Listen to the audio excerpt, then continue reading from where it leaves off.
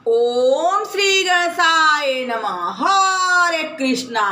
राधे राधे। मैं कुसुम सिंह छतनाड़ी आप सभी का अपने चैनल शिव शक्ति में हार्दिक स्वागत करती हूँ।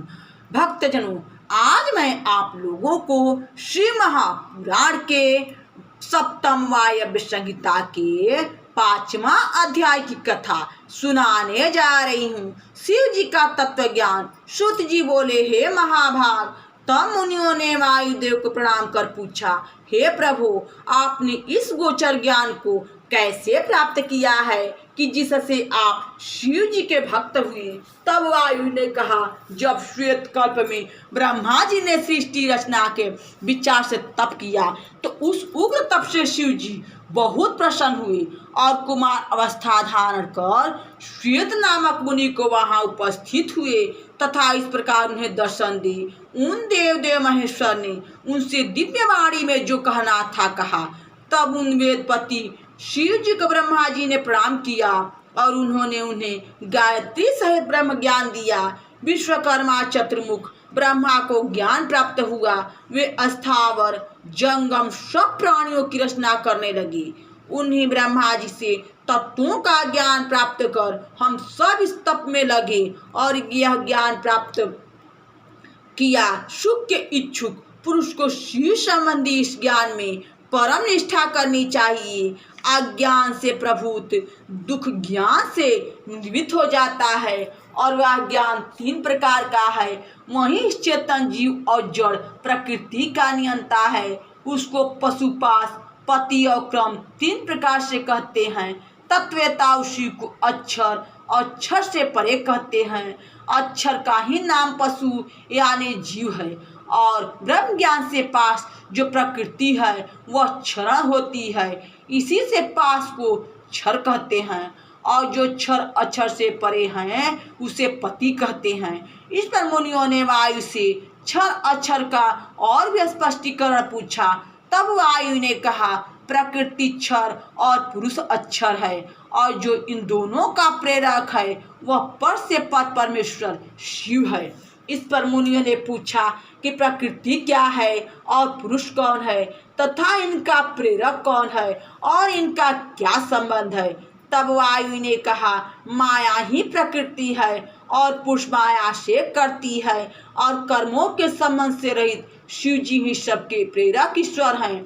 इस पर मुनियों ने पूछा, वह माया क्या वस्तु है और माया किस रूप से आवृत है, उसका मूल कैसा और कहाँ से है, शिव तत्व क्या है और कौन शिव है। वायु ने कहा, माया महेश्वरी है और शिव स्वरूप माया से आवृत है।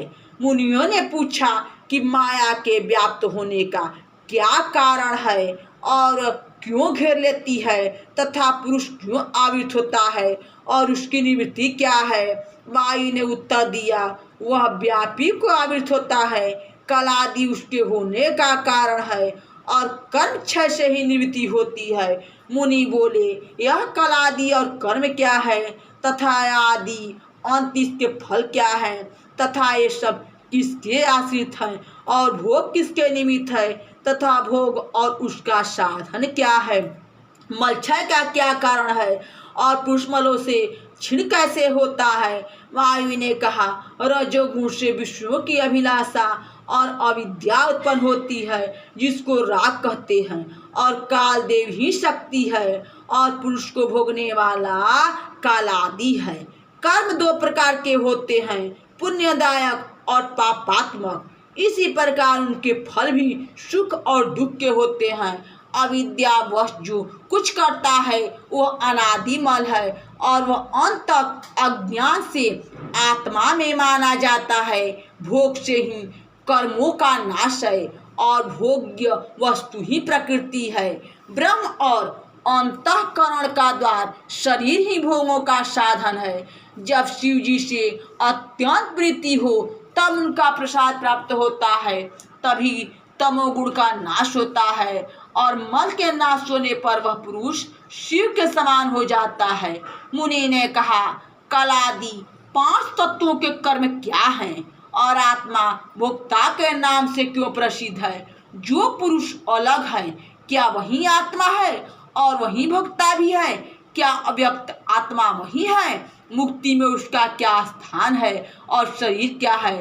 वायु ने कहा, पुरुष में ज्ञान उत्पादिका विद्या एक शक्ति है, क्रिया उसकी व्याज कला है, काल उसका राग प्रवर्तक और देव शक्ति उसकी नियामिका है।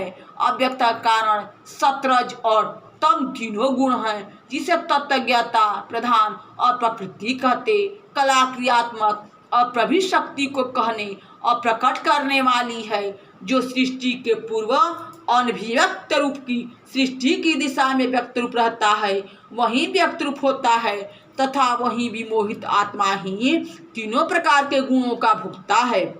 सत्वरज तम तीनों गुण प्रकृति के हैं। जैसे तीनों में तेल रहता है, वैसे ही ये सूक्ष्म रूप से प्रकृति में स्थित है और यही सुख दुख के कारण है। यह तो मैंने संक्षेप में सात्विक गुण कहा।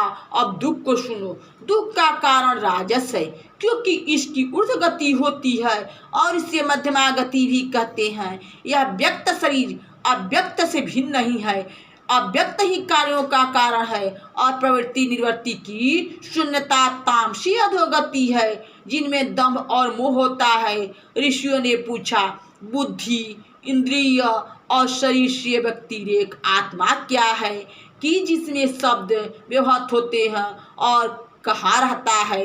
वायु बोले, बुद्धि इंद्रिय और शरीर से तो अवश्य ही अचल और सर्वव्यापक पृथक है, जिससे वह आत्मा कहलाता है, परंतु कारण सहित उसको जानना बड़ा कठिन है। केवल जन्म परंपरा से उसकी जानकारी होती है, किंतु वह बुद्धि इंद्रिय और शरीर आत्मा नहीं है। जब आत्मा शरीर को छोड़ता है तब वह अन्य शरीर में चला जाता है, अतः वह भिन्न है।